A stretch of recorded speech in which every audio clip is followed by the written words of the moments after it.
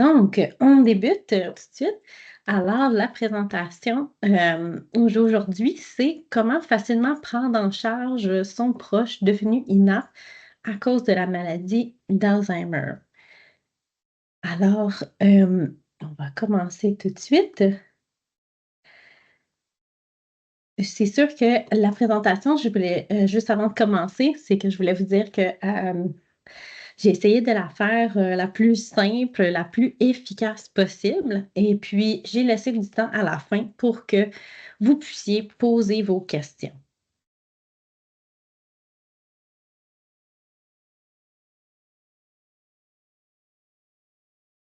Alors, le sommaire, on va commencer, c'est le plan de la présentation. Il va y avoir une petite introduction. Ensuite, on va aborder les thèmes, de la pertinence de la démarche d'homologation d'un mandat de protection. Hem, le moment propice pour le faire, ensuite l'homologation du mandat de protection comme tel, qu'est-ce que c'est? Comment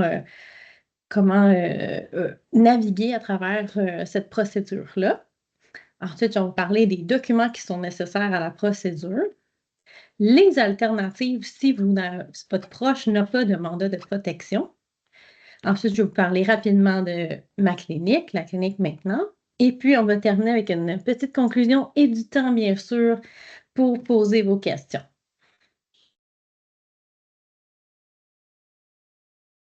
Donc, moi, je m'appelle Laurence, je suis travailleuse sociale.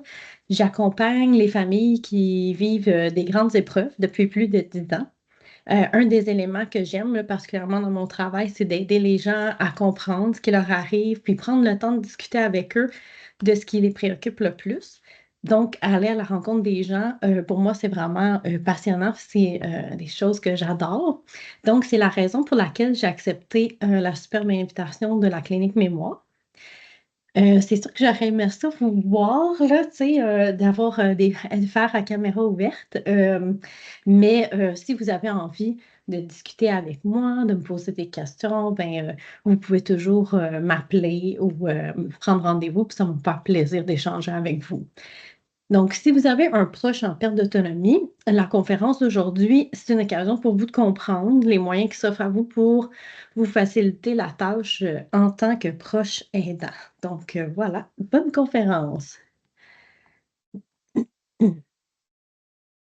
Alors, le bon moment pour débuter le processus d'homologation du mandat de protection, c'est à quel moment? Ouais. Alors, si votre proche est en perte d'autonomie, on parle de perte d'autonomie vraiment.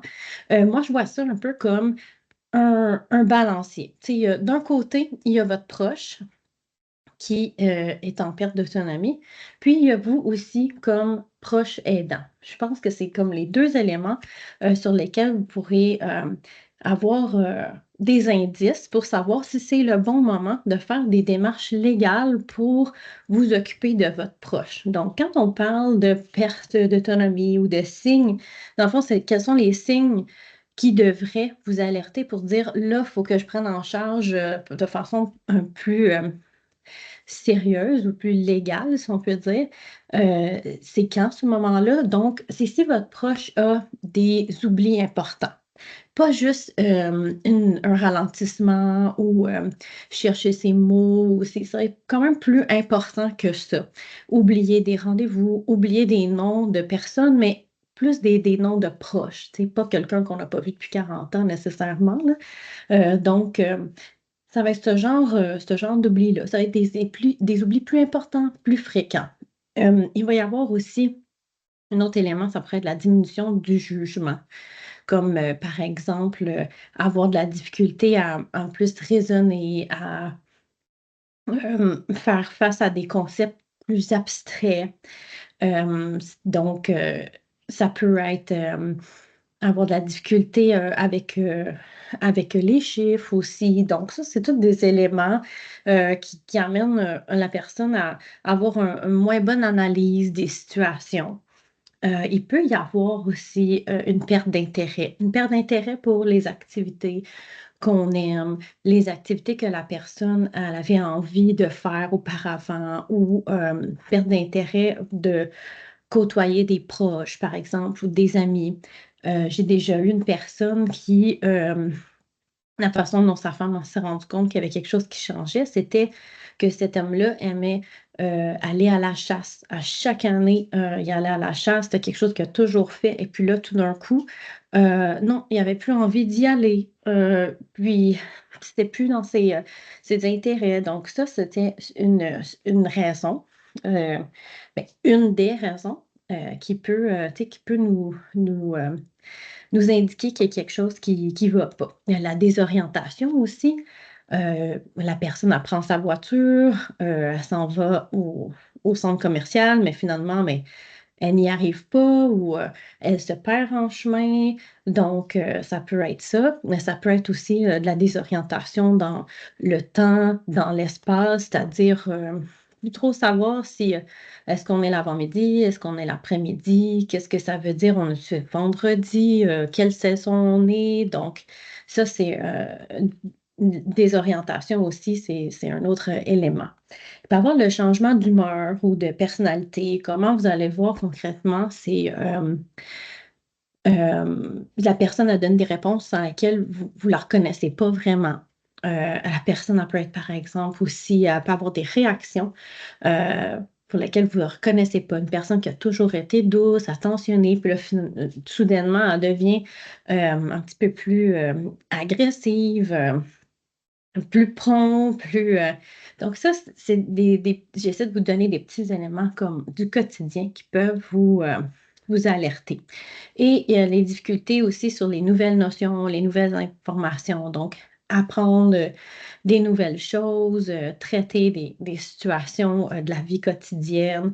Mais ça pourrait être aussi ne pas être capable par exemple, d'aller au restaurant, puis de payer la facture, euh, faire le paiement avec la carte ou calculer le pourboire. Donc, ça, c'est toutes sortes de petits signes là, qui devraient vous alerter.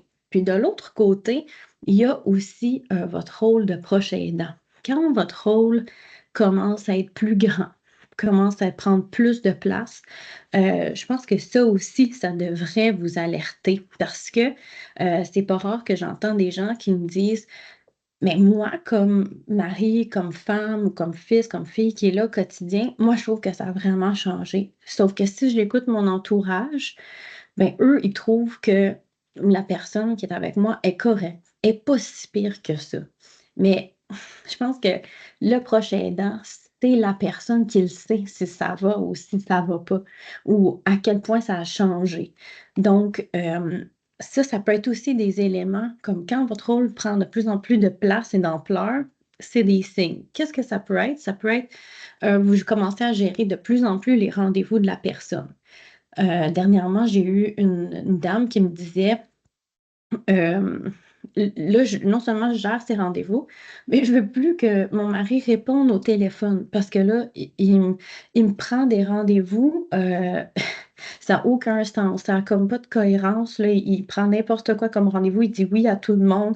Là, je suis obligée de rappeler, de réorganiser mon agenda. Donc, ça, tu sais, ça, c'est des petites pistes là. Qu'avant, il aurait été vraiment correct pour répondre au téléphone, prendre des rendez-vous, mais là, c'est plus le cas.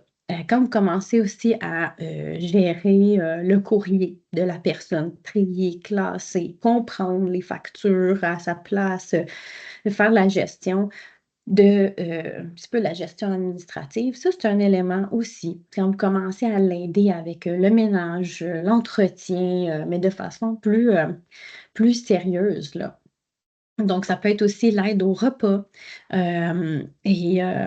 Et ça peut être, dans le fond, c'est toutes des petites choses que c'est comme votre petite voix dans votre cœur qui vous dit, moi, là, ça commence à pas très bien aller. Tu sais, c'est d'être inquiet pour votre proche.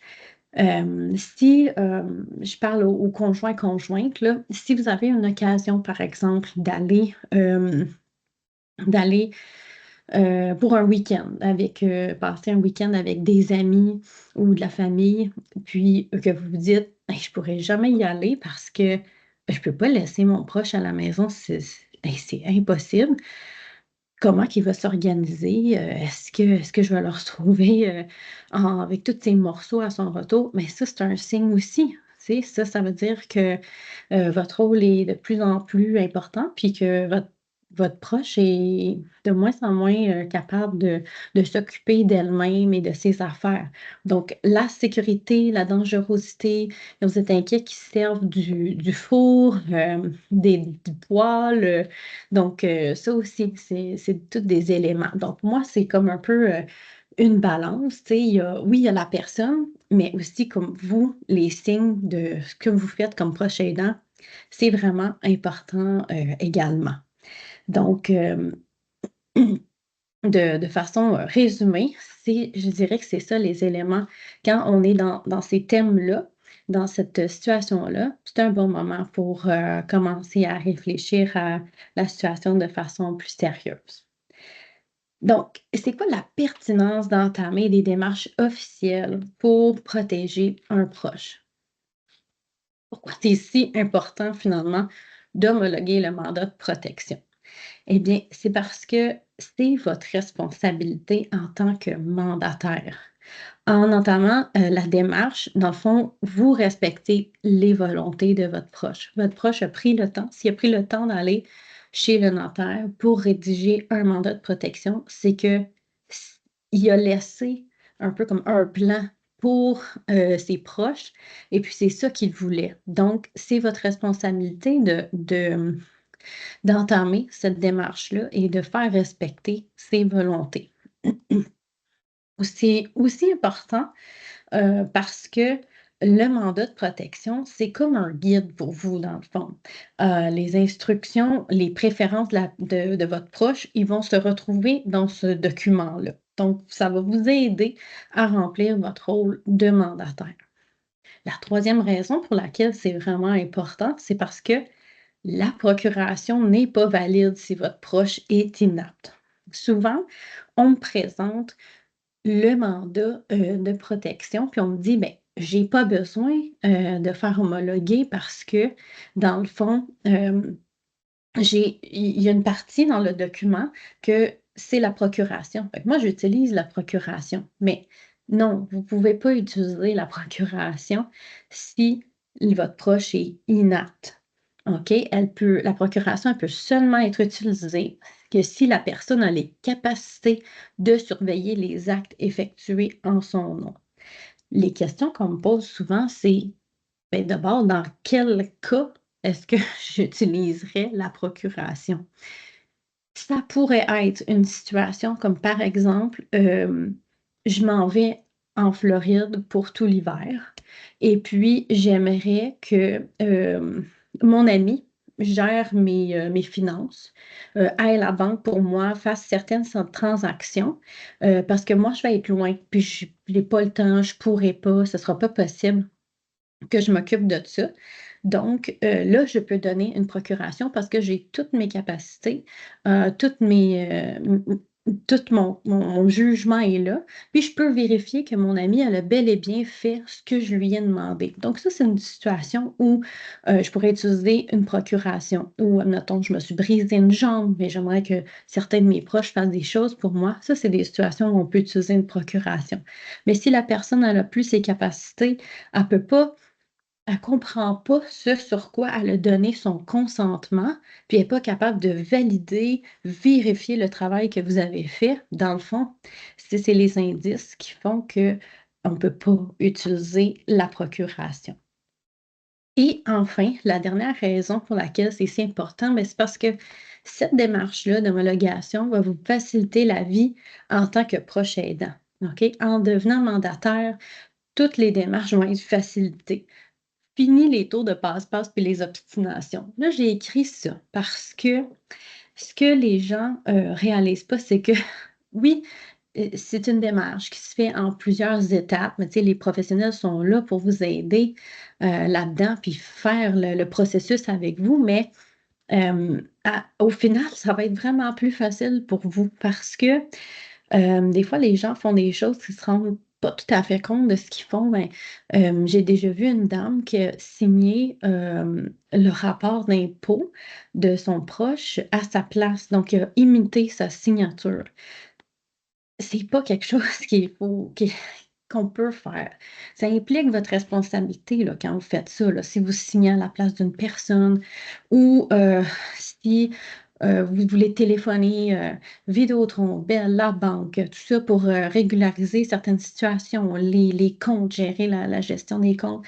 Puis, là, ils vont vous poser mille et une questions. «Ouais, mais avez-vous le droit?» C'est ça. Quand vous êtes mandataire, là, vous avez pleinement les droits pour faire ces démarches-là, pour assurer la gestion, financière, la gestion de la personne, prendre des rendez-vous à sa place, consentir à certains soins, certaines choses. Donc c'est juste plus facile pour vous. Bien sûr, vous devez toujours informer votre proche des démarches que vous faites, puis vous devez tenir compte de ses préférences et de son opinion. Il ne faut pas oublier ça, mais ça va être juste plus facile pour vous.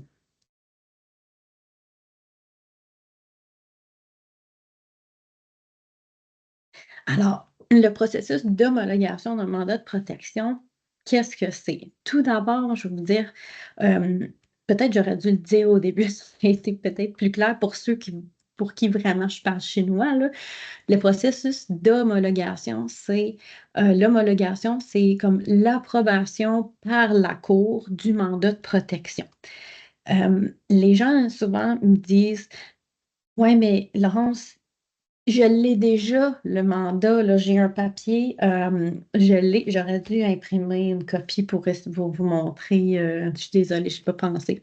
Hem, mettons, ils ont le papier, le document. Puis ils se disent: «Ben, je l'ai, c'est quoi, il est pas bon?» Oui, il est bon votre document parce que dans le fond, c'est comme un plan que vous avez fait chez le notaire. Mais pour qu'il soit valide, pour que les gens prennent les pleins pouvoirs qui sont écrits dans le mandat, il faut qu'il y ait, une vérification de l'état de la personne. Est-ce que la personne est réellement inapte? Il y a des rapports qui sont produits. Et puis, on doit présenter ça à la cour et là, la cour dit: «OK, c'est parfait, donc sous les pièces qui m'ont été présentées, effectivement, là, cette personne-là est inapte, donc c'est correct. On va émettre un jugement, on va rendre valide le mandat de protection». Si je peux, le dire dans ces mots-là, ça peut aider à ce que ça soit plus clair pour vous. Donc, c'est quoi le processus d'homologation? On va y aller, c'est un processus étape par étape. Donc, la première étape, c'est de mandater un juriste. C'est quoi ça, un juriste? C'est la personne qui s'occupe légalement du dossier, OK? C'est comme le chef d'orchestre du légal. Donc, le plus souvent, c'est un notaire qui fait ça, mais ça pourrait être un avocat aussi si c'est un avocat qui fait une pratique aussi là-dedans. Il y a pas de problème. Vous choisissez le notaire de votre choix. Vraiment, ça peut être autant, ben, si vous avez un notaire de famille que vous aimez bien, qui vous connaît, ben, vous pouvez y aller avec cette personne-là, mais ça peut être tout autre notaire, il y a aucun souci. Donc, vous allez le voir et vous lui dites: «Là, j'aimerais procéder à l'homologation du mandat de protection de ma femme, mon mari, mon père, ma mère, donc mon proche», donc et parfait, donc là, le notaire va entamer la procédure. Il va vous demander des pièces. Il va vous demander de fournir certains documents qui vont servir comme preuves, qui vont être déposées à la cour. Les preuves, ce sont, l'évaluation médicale. Donc ensuite, c'est l'étape 2. Ça va vous prendre une évaluation médicale. Ça, c'est parce que ça prend une cause biologique à l'inaptitude. Donc, par exemple, la personne a la maladie d'Alzheimer. L'évaluation médicale, elle peut être faite autant par le médecin de famille que par le gériatre. Donc, vous pouvez leur demander et c'est leur devoir, c'est leur rôle de le faire. Des fois, j'entends, qu'il y a des médecins qui refusent de faire l'évaluation. C'est sûr que moi, je vous dirais, faut être quand même compréhensif. Les médecins, ils se font demander beaucoup de choses à chaque jour, OK? Donc, des fois, ça fait beaucoup pour eux, mais si vous lui expliquez bien que votre proche a besoin d'être protégé, que c'est nécessaire, dans le fond, il faut prendre le temps, puis il faut que vous compreniez que c'est pas quelque chose qu'il peut faire, sur un coin de table en 20 minutes non plus. Donc, vous pouvez appeler, la réceptionniste et lui dire que vous aimeriez, avoir l'évaluation médicale. Donc, dans un prochain rendez-vous, de prévoir le temps nécessaire ou les rendez-vous possibles pour faire ça. C'est parce que c'est possible aussi que le médecin ne veuille pas le faire là, nécessairement pendant le rendez-vous. C'est normal, c'est un long document qui est à remplir. Ensuite, vous allez aller faire l'évaluation psychosociale. Ça, c'est un portrait qui est réalisé par une travailleuse sociale. Ça peut être la travailleuse sociale au public qui, est payée pour ça par le gouvernement. C'est un service gratuit. Donc, si vous avez une travailleuse sociale qui veut vous faire cette évaluation-là, tant mieux. Faites-la faire par elle, ça va être ça va être parfait.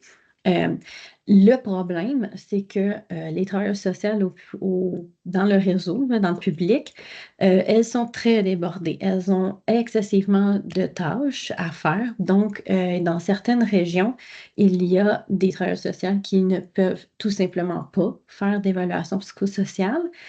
Parce que c'est une démarche qui est très longue et ou sinon les délais d'attente sont de 6 mois à 2 ans.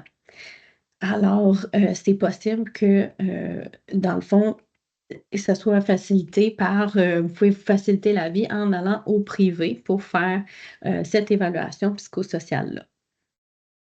Ensuite, quand vous allez avoir ces 2 documents-là, alors là, on revient vers le notaire, on va faire la procédure juridique, OK? La procédure juridique, c'est le moment où, dans le fond, le juriste, il s'assure d'avoir les preuves, l'évaluation médicale, l'évaluation psychosociale et puis il va aussi rencontrer votre proche et la personne concernée et les proches au besoin. Donc, il va compléter la procédure, il va envoyer tous les documents à la cour et là, c'est important que vous compreniez, ne stressez pas, ce sont les documents qui vont à la cour, pas votre proche, pas vous. Et puis là, ça va procéder ensuite pour qu'on arrive à la 5e étape, le jugement. Donc, le jugement est rendu le plus souvent par un greffier spécial et dans le fond, c'est ça qui fait en sorte que la personne, elle est déclarée inapte et que le mandat de protection est homologué ou le régime de protection ouvert. Hop, d'aller un petit peu trop vite. Les documents puis les informations qui sont requises pour l'homologation. Donc, les 3 éléments clés et qui sont requis pour l'homologation du mandat de protection, c'est l'évaluation médicale, l'évaluation psychosociale et le mandat de protection. Donc, c'est pas des choses que vous allez faire, là. Vous allez demander ces évaluations-là, mais l'évaluation médicale est faite par le médecin, l'évaluation psychosociale par la travailleuse sociale, puis le mandat de protection, ben le notaire, lui, si vous l'avez pas, le document chez vous, que votre mère ou votre père, l'ont perdu, votre conjoint, il y a pas de problème, le notaire, il va s'occuper de faire la recherche, puis il y a des procédures aussi, lui, à faire pour, vérifier qu'on a bel et bien le bon mandat, le dernier qui a été rédigé. Donc, ça, c'est, les 3 documents qui sont à fournir.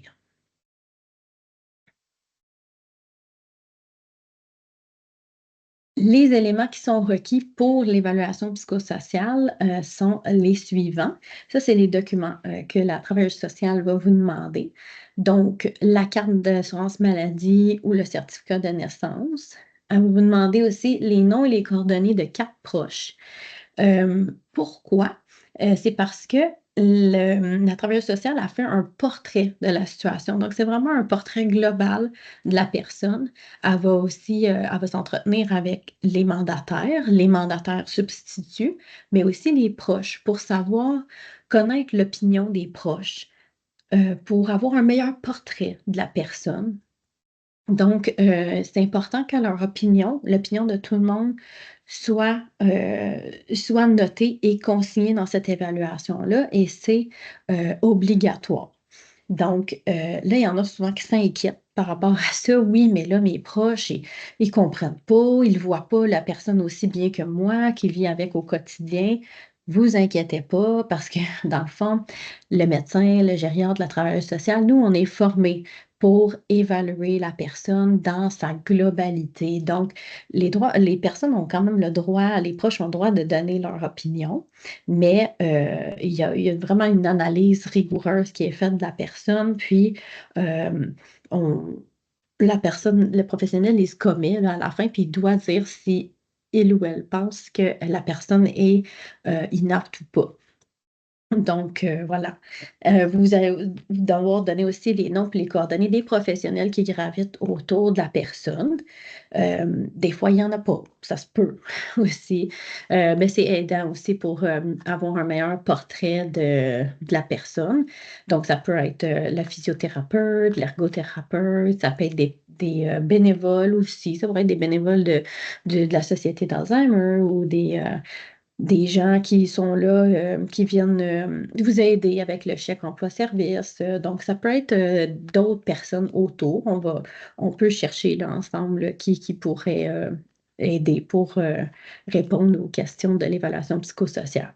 Ça va aussi vous prendre l'état des dépenses et des revenus de la personne, la liste des actifs et des passifs, puis la source de ces revenus. Ça va vous demander souvent des copies de documents, puis tout ça. Ça peut être une liste qui peut faire peur des fois, mais tu sais, on est là pour aider les gens, pour y va étape par étape, pour s'assurer qu'à la fin, là, on a tout. Donc, pas d'inquiétude. Donc, c'est quoi les alternatives si votre proche n'a pas rédigé de mandat de protection? Parce que là, pour ceux qui paniquent présentement, ben moi, mon parent, il n'en a pas fait, ou mon mari, il n'a pas fait de mandat, c'est pas grave, il y a d'autres alternatives. Il y a la tutelle. Donc, la tutelle, c'est utilisé lorsque la personne, elle n'a pas rédigé de mandat de protection, tout simplement. Ça peut être une tutelle au bien. Donc, ça, c'est la gestion du patrimoine de la personne concernée, de l'ensemble de ses biens ou une partie de ses biens. Ça, c'est la tutelle au bien. Il y a la tutelle à la personne aussi. Ça, c'est la protection de la personne, incluant son bien-être moral, sa représentation dans l'exercice de ses droits civils, puis la défense de ses droits. Et aussi, ça peut être la tutelle au bien et à la personne. Donc, selon la situation puis le degré d'inaptitude, dans le fond, on va décider si c'est tout ou une partie. Euh, Là, pour que ça soit un petit peu plus clair, dans le fond, il y a comme j'ai fait un arbre de décision pour que vous compreniez. Dans le fond, la première question qu'on se pose tout le temps, c'est est-ce que la personne a un mandat de protection? Oui, on va vers l'homologation du mandat de protection. Puis là, ça, c'est pas comme un choix. Il y en a des fois qui me disent ouais, mais qu'est-ce qui est écrit dans le mandat? Tiens, en gros, ça fait pas vraiment mon affaire ou je le sais pas ou on peut pas. C'est les instructions que la personne a laissées. Donc, on doit y aller vers le mandat de protection. Donc, elle a un mandat, oui, on l'homologue. OK? Elle n'a pas de mandat. Donc, est-ce qu'il y a des proches qui souhaitent s'occuper de la personne concernée? Oui, il y a des proches. On va vers une tutelle privée. Alors, ça sera des membres de la famille, conjoints, conjointes, ça pourrait être des bons amis, ça peut être plusieurs personnes selon les relations de la personne concernée. Non, il n'y a aucun proche qui souhaite s'occuper de la personne concernée. Donc, on va vers une tutelle publique. Alors, c'est les trois possibilités. Il y en a pas d'autres. Alors, je sais que les gens ils disent oui, mais il y a la curatelle, il y avait le. Tout ça, c'est l'ancien vocabulaire. C'est les anciens régimes, OK? Donc, il y a eu un changement à la loi depuis le 1er novembre 2022. Alors maintenant, là, je vous donne les informations qui sont à jour maintenant. Donc, c'est possible là, que vous dites, oui, mais mon oncle, il était sous la curatelle. Possible, OK? Mais aujourd'hui, si vous faites la démarche demain matin, ça va être soit l'homologation du mandat de protection, la tutelle privée ou la tutelle publique. Donc, eh bien, je vais vous parler un petit peu de la clinique, maintenant, donc qui est, ma clinique. Moi, je suis, gestionnaire de la clinique maintenant. J'ai plusieurs, travailleuses sociales, travailleurs sociaux qui travaillent avec moi, pour faire des homologations de mandat de protection. Dans le privé, mais on fait ça c'est notre spécialité.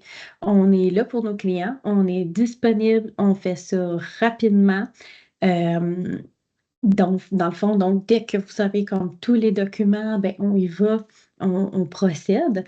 Et les grandes valeurs de ma clinique, c'est de toujours prioriser l'écoute, de travailler dans le respect des droits de la personne, de maximiser l'inclusion de tous, faire preuve d'empathie et d'avoir des solutions qui sont une approche qui est orientée vers les solutions.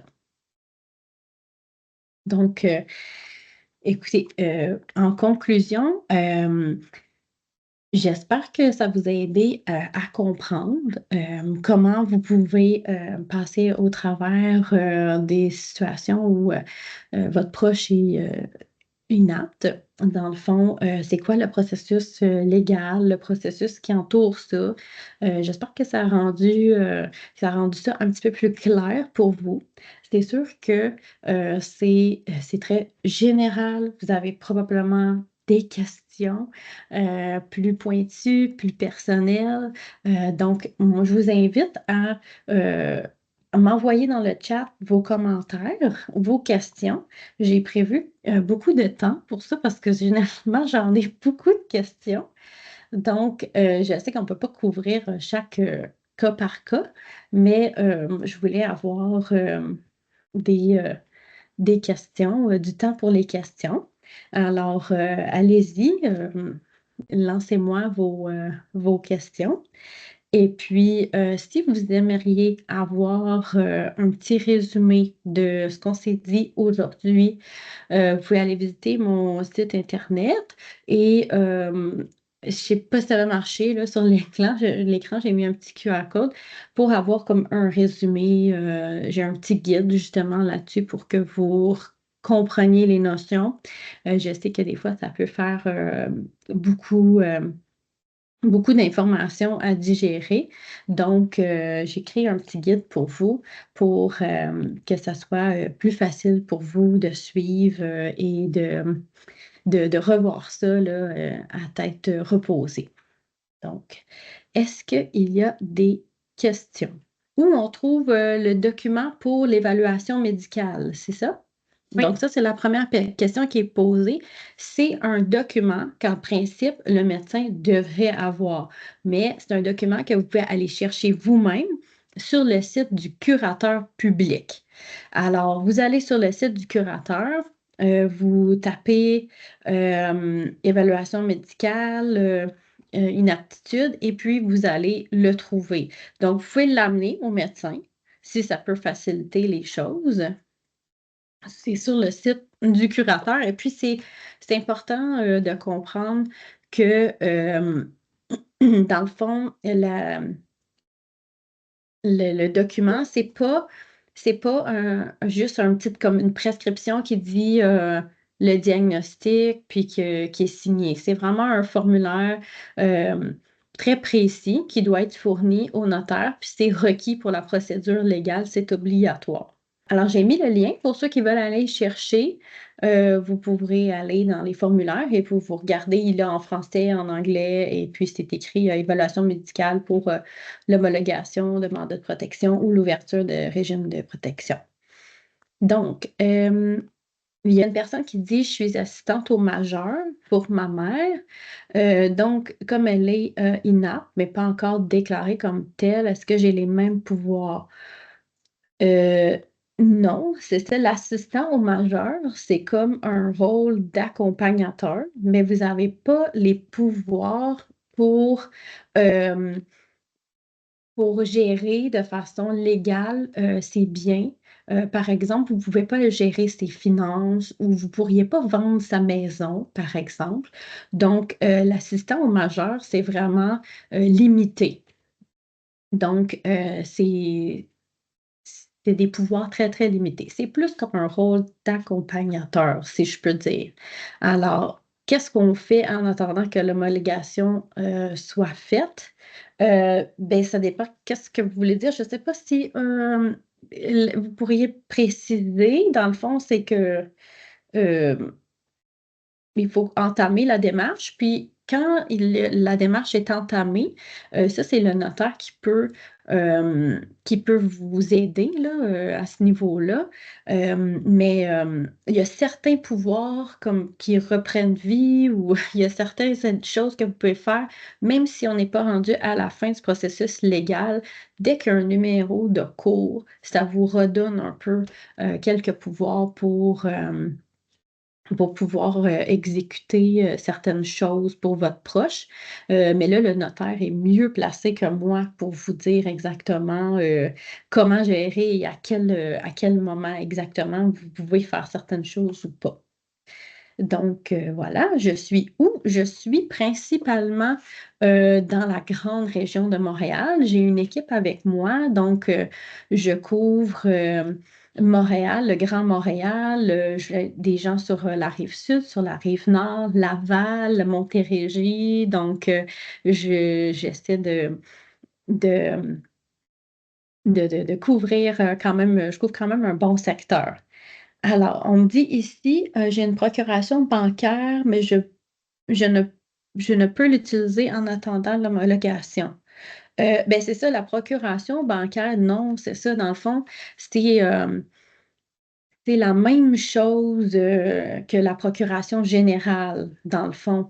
Alors la procuration, elle n'est pas valide. Ça, c'est la procuration bancaire. Ce que j'en comprends, c'est que j'imagine que vous me dites: «C'est parce que je gère certains de ses placements ou certains de ses comptes». Si la personne n'est pas en mesure, de pouvoir vérifier, ce qu'il y en est, vérifier, ce que vous avez fait, puis qu'elle comprend ce que vous avez fait et ce pourquoi elle a donné son consentement, à ce que vous fassiez ces choses-là. Dans le fond, elle n'est pas valide. Donc c'est la même chose, procuration bancaire, procuration, générale. Ça ne peut pas être utilisé si la personne, elle est inapte.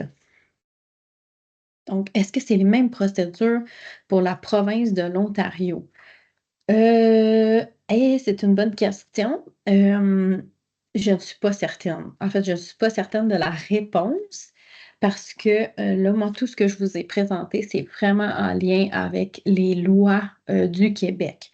Donc, j'imagine que c'est similaire, mais je ne m'avancerai pas sur la procédure exacte en Ontario parce que je ne suis pas certaine.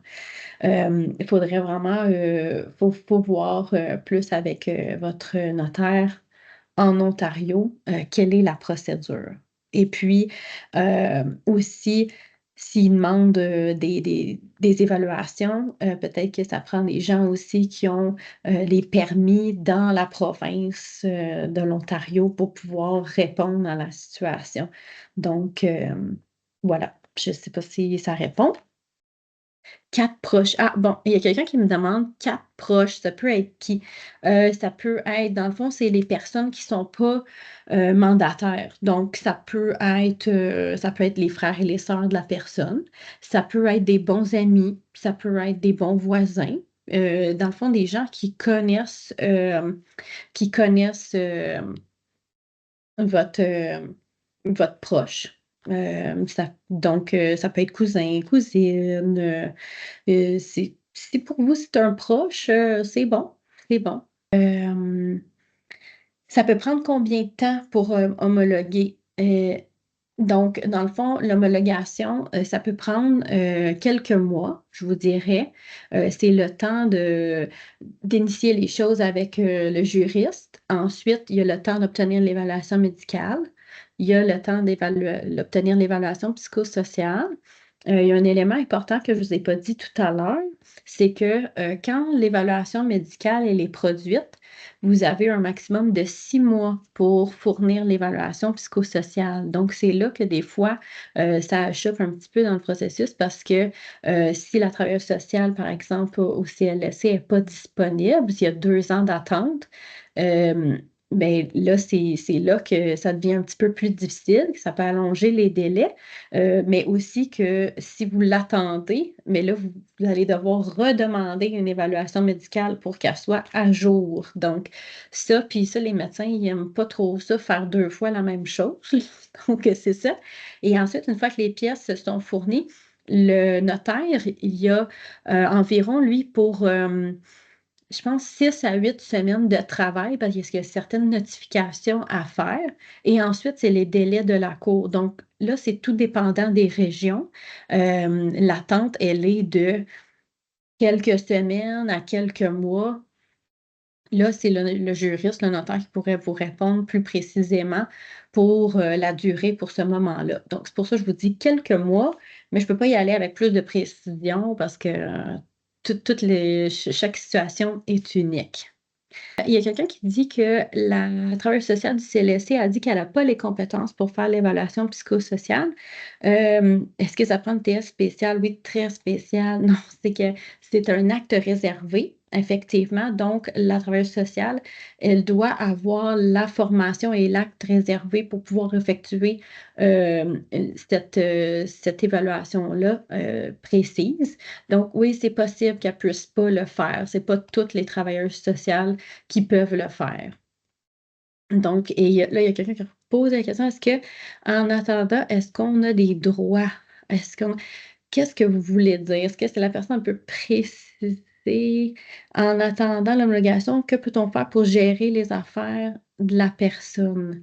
Donc, ben c'est ça, c'est que vous pouvez essayer de faire au mieux de ce que vous pouvez pour pas qu'elle ait de compte en souffrance, mais c'est sûr que c'est ça, c'est que c'est limité. Si ça se peut que, par exemple, la banque elle coupe la carte, vous ne puissiez pas l'utiliser sa carte Interac ou que la personne puisse pas, vous puissiez pas gérer certaines choses, mais tu sais, des fois aussi, les gens, ils sont compréhensifs, puis vous pouvez réussir peut-être à payer certains comptes, par exemple, mais dans le fond, c'est ça, c'est que vous n'avez pas vraiment de droits comme proche. Dans le fond, vos droits, euh, ça va être ceux de mandataires. Si vous homologuez, ben là, vous allez avoir les droits pour vous occuper de votre proche. Donc, si ça peut répondre plus à la question. Donc, c'est ça. Alors, c'est pour ça qu'au début, quand j'ai dit c'est quand le bon moment, mais tu sais, c'est quand on commence à avoir des signes, ben, c'est bien d'entamer les procédures parce que si on attend que la personne en soit comme très avancée, mais des fois aussi les problèmes ont le temps de s'accumuler. Donc, c'est plus difficile, puis là, c'est plus fastidieux, puis on devient aussi comme proche, peut-être épuisé par toutes les démarches, puis tout le temps que ça nous prend. Donc, pas nécessaire d'attendre que la personne en soit vraiment très avancée avant d'entamer les procédures. Puis de toute façon, si vous êtes trop au début, si la personne n'est pas assez avancée, mais le médecin ou la travailleuse sociale va vous le dire là, sans nécessairement exécuter toute l'évaluation. Là. Donc, vous pouvez n'hésitez pas tu sais, à téléphoner puis poser vos questions pour savoir si c'est le bon moment ou pas. Là. Moi, je vous ai donné des pistes tu sais, de réflexion mais vous pouvez téléphoner. Donc, voilà. Et puis, oui, il y avait quelqu'un qui a demandé et les frais dans tout ça. Les frais, ben, il va y avoir les frais du notaire, donc pour la procédure. Si vous homologuez le mandat, je vous dirais que les frais de notaire, évidemment, ça peut varier là, d'un notaire à l'autre. Moi, je vous dirais que vous êtes dans le 2000, plus ou moins 2000 $. L'évaluation médicale, ensuite, ben là, ça, elle est prise en charge par le public. Si vous allez voir le gériatre, la personne ou son médecin de famille, le médecin, lui, est payé par le système le système public, donc vous n'aurez pas à débourser pour ça. Pour ce qui est de l'évaluation psychosociale, dans le fond, il y a, si vous allez avec la TS, du public, il y a pas de frais. Puis si vous allez au privé, l'évaluation, ça peut tourner autour de, 1 400 à 2 000 selon si c'est, une tutelle ou si c'est, pour l'homologation du mandat. Donc, j'espère que ça peut répondre à vos questions. Ah oui, puis ça aussi, je voulais vous dire, c'est pas vous comme proche qui devez payer ça, dans le sens où vous allez vous organiser pour faire les paiements, mais quand le processus va être complet, dans le fond, vous allez pouvoir vous rembourser là, à même les fonds de la personne concernée, parce que dans le fond, c'est ses frais à elle, puis c'est normal, ça fait partie des, si je peux dire, des frais de fin de vie. Donc, c'est pas aux proches, c'est de payer ça, c'est aux frais de la personne concernée. Donc, vous vous arrangez pour faire les paiements, puis vous vous remboursez. Donc, je sais pas si ça peut, j'espère que ça répond, à la question. Souvent, je vois des gens qui, tu sais, il y a quelqu'un qui dit, que c'est délicat, tu sais, de savoir c'est quand vraiment le bon moment, puis c'est face à notre proche, c'est pas toujours facile. Puis selon le diagnostic de votre proche, des fois, la personne n'est pas nécessairement toujours de bonne humeur, consentante, dans les meilleures dispositions. Donc, des fois, la personne, elle se trouve tout à fait correcte. Elle se trouve pleinement apte, puis elle comprend pas, puis il peut y avoir de la colère, puis de la frustration. Puis là, je vous dirais que dans le processus, c'est là que nous, les travailleurs sociaux, on a un grand rôle à jouer dans cette partie-là parce que l'évaluation, c'est pas quelque chose qui va être fait de façon froide et impersonnelle, avec des questions, puis de la confrontation. Tellement pas. Tellement, tellement pas. C'est une occasion d'avoir une rencontre avec la personne. Il va y avoir un moment qui va être pris pour être seul à seul avec votre proche. Puis c'est un moment pour lui expliquer le processus, qu'est-ce qu'on est en train de faire, lui demander son opinion, qu'est-ce qu'elle en pense. Puis je pense que vous seriez surpris du nombre de personnes pour qui c'est rassurant. C'est rassurant d'avoir cette explication-là. Puis vous allez me dire, oui, mais à quoi ça sert, Laurence? Tu sais, dans le fond, elle s'en souviendra plus demain. Vous avez raison, elle s'en souviendra plus de l'explication qu'on a donnée.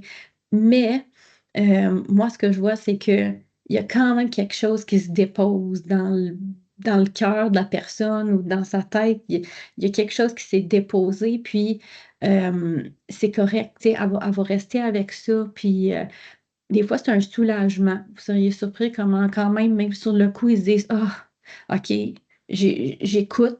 Puis j'ai peut-être pas tout compris ce qu'ils disent un peu, mais j'ai compris au fond d'eux-mêmes, ils ont compris qu'il va y avoir quelqu'un qui allait s'occuper d'eux, puis que c'était officiel, puis que c'était important.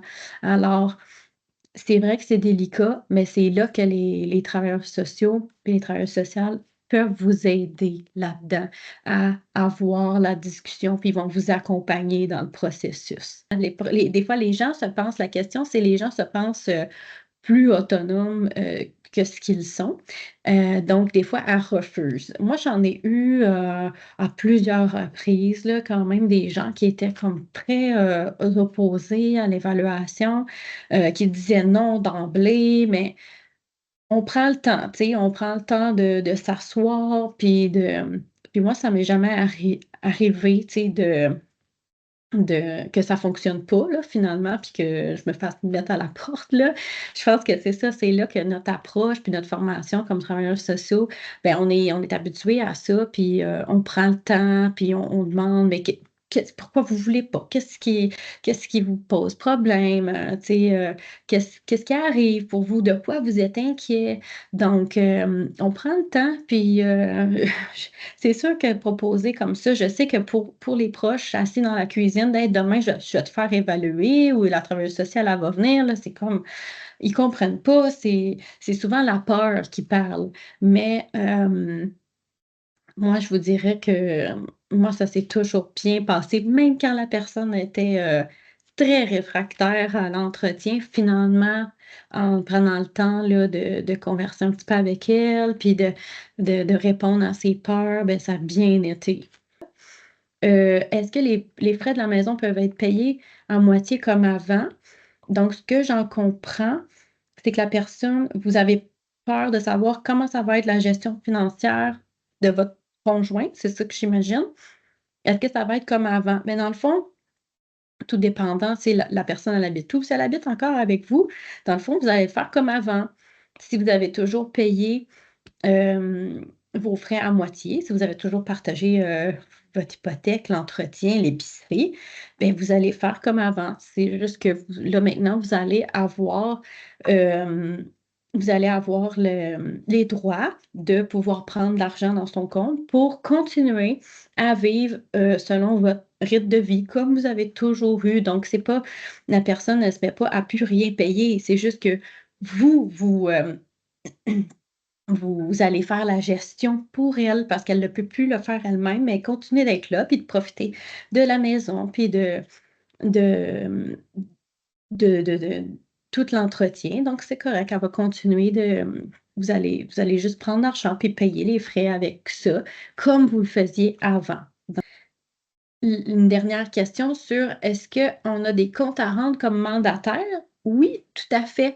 Maintenant, il y a, la reddition de comptes. Donc, ça se peut que votre proche ait prévu dans son mandat à qui vous allez devoir rendre des comptes ou sinon il va y avoir quelqu'un qui va être désigné et puis, ça, vous allez pouvoir le voir, dans le fond avec le notaire plus précisément, c'est quoi votre rôle, mais c'est en gros, à la fin de l'année, présenter un peu les dépenses. Par exemple, vous allez dire: «Ben, voilà, moi j'ai fait un petit tableau, une feuille, un fichier Excel» ou bon, comme vous voulez, ou une pile de factures, bien expliquée qui dit: «Ben, le budget de l'année», par exemple, c'était, j'ai dépensé, 45 000 pour, mon proche parce que, comme on habite encore ensemble, donc on a partagé les frais pour l'entretien de la maison, pour l'épicerie, pour ci, pour ça. Il y a eu de l'argent qui a été utilisé pour l'entretien, pour les médicaments, pour, l'habiller, puis on a eu quelques sorties, puis on a fait des cadeaux parce que je sais qu'il aurait aimé, faire tout ça. Donc, puis là, vous donnez, vous montrez ça à l'autre proche. Des fois, ça fait bizarre un peu, je sais, mais ça peut être, par exemple, votre fils qui a été, nommé comme personne là, qui va surveiller là, à qui vous donnez des comptes, mais c'est tout ça. C'est juste pour dire comme voici, les chiffres pour que ça balance, puis que ça soit clair comme vous faisiez votre budget, mais là, vous le faites pour, votre proche. En terminant, si jamais pour vous, il vous restait des questions ou que vous étiez trop gêné, déposé, tu sais, devant tout le monde. C'est vraiment correct. Appelez-moi, 514-246-3642 ou écrivez-moi info@cliniquemaintenant.ca. Ça va me faire super, super plaisir de m'entretenir avec vous, puis répondre à vos questions, s'il vous reste des petites, interrogations. Alors, je vous remercie, mais je vous remercie pour votre temps, pour, vos, votre écoute et puis, je vais vous souhaiter, une bonne journée, puis, des bonnes conférences, toute l'année. Alors, merci beaucoup. Au revoir.